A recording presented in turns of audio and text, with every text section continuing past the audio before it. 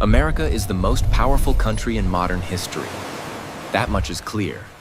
But what is far less clear, and far more uncomfortable, is that its rise was never part of any original plan. For more than a century after Europeans first reached the Americas, most of North America remained largely ignored.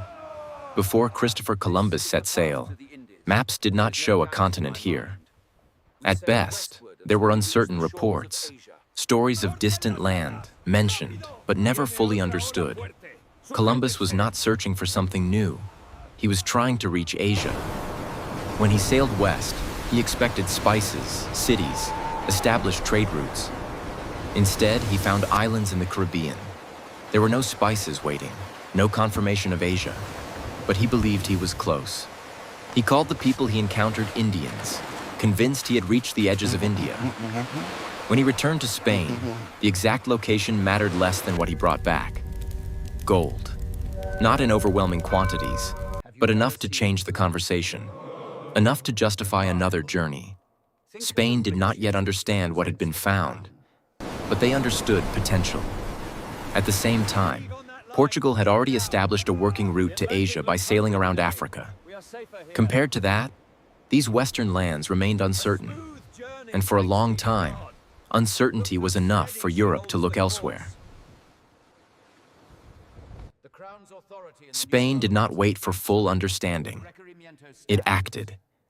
Even before the nature of these new lands was clear, Spain and Portugal made a decision that would divide the world between them. A line was drawn across the map. Everything on one side would belong to Portugal, everything on the other, to Spain. It was a solution built on assumption. No accurate maps, no complete knowledge, only confidence and ambition. Portugal focused east. Its route around Africa led directly to Asia, to establish trade, immediate returns. Spain turned west, but not toward North America.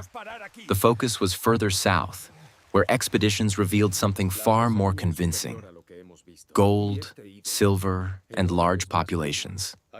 That was where attention went. North America, by contrast, offered none of that at first glance. Spanish expeditions passed through parts of it, including an early journey into the interior in the 16th century. But they did not find what they were looking for, so they moved on. England appeared early as well, sending explorers even before Spain reached Florida. But after that, it hesitated. Nearly a century passed before England made a serious attempt to settle. The first colony failed, the second survived. And slowly, without urgency, a different kind of presence began to take shape along the eastern coast. If you enjoyed it, please subscribe to my channel. By the mid-1700s, North America could no longer be ignored. It had become a space of competing claims. Along the eastern coast, British colonies had grown steadily, reaching a population of over 1 million. Further inland, France controlled vast territories, far larger in size, but far smaller in population. Neither side stood alone. Both formed alliances with native tribes, turning local tensions into something larger. In 1754, conflict broke out. What followed became known as the French and Indian War. It was not just a regional dispute. It was part of a broader struggle between European powers. The British had the advantage of numbers. The French had geography and alliances. But in the end, the outcome was clear. Britain won. France lost most of its claims in North America. Canada passed to British control. Louisiana was divided, with part transferred to Spain. On paper, Britain now held a dominant position. But victory came with a cost. The war had been expensive. And now, Britain needed to recover that cost. The colonies, it believed, should help pay. What followed was not immediate rebellion, but a growing question that would not go away. The question did not stay theoretical for long. When Britain began imposing new taxes, the reaction in the colonies was immediate. From London's perspective, it was reasonable. A costly war had been fought, in part to secure these lands. From the colonies' perspective, it was different. They had no representation in the British government, no direct voice in the decisions that affected them. And so the issue was not just taxation. It was authority. Tension built slowly, then all at once. Protests turned into resistance. Resistance turned into open conflict. In 1776, the colonies declared independence. The American Revolution was underway, but independence was not secured in that moment. It would take years of war before it became reality. When the fighting ended, the United States existed, but it was not yet stable. The system that held the 13 states together was weak. Each state operated with a high degree of independence. Coordination was limited. Authority was unclear. The structure was not holding. Recognizing this, the leadership made a decision that would redefine the country. A new constitution was written. A stronger federal government was created. In 1789, George Washington was elected president. The country had survived, but it was still only beginning. By the early 1800s, the United States faced a quiet pressure: growth. Its population was increasing rapidly. Families were large. Land along the eastern coast was no longer enough. Beyond its borders, however, there was space.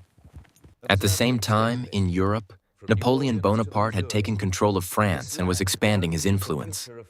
He also had ambitions in North America. Through an agreement with Spain, Louisiana was returned to French control. For the United States, this created uncertainty. The Mississippi River was essential for trade. New Orleans was a key point of access. If France controlled it, that access could be restricted. So the United States made an offer: to buy New Orleans. What followed went further than expected. Facing war in Europe and needing resources, Napoleon chose not to negotiate piece by piece. He sold the entire Louisiana territory. For $15 million, the United States doubled in size. Expansion continued. Florida was acquired from Spain. American settlers moved into Texas. Tensions with Mexico grew. War followed, and when it ended, large portions of northern Mexico became part of the United States. Within a few decades, the country now stretched from coast to coast. Expansion created space, but it did not resolve what was happening inside the country. As new territories were added, a question followed each one. Would slavery be allowed there? In the northern states, slavery had largely been abolished and was increasingly seen as incompatible with the country's direction. In the southern states, it remained central, not only socially, but economically. For years, this divide was managed through compromise. Lines were drawn, agreements were made, but each expansion placed new pressure on the system. The balance became harder to maintain. By 1860, the situation reached a breaking point. When Abraham Lincoln was elected, many in the South believed that change was no longer avoidable. Several states chose to leave the Union. What followed was the American Civil War. It was the deadliest conflict in the country's history. When it ended, the Union remained intact. Slavery was abolished. But the outcome did not erase the cost. It marked a turning point, not in territory, but in what the country was becoming. Moments like this are often simplified in hindsight, but the reality, as explored in places like the rebuilt timeline, is rarely that clean.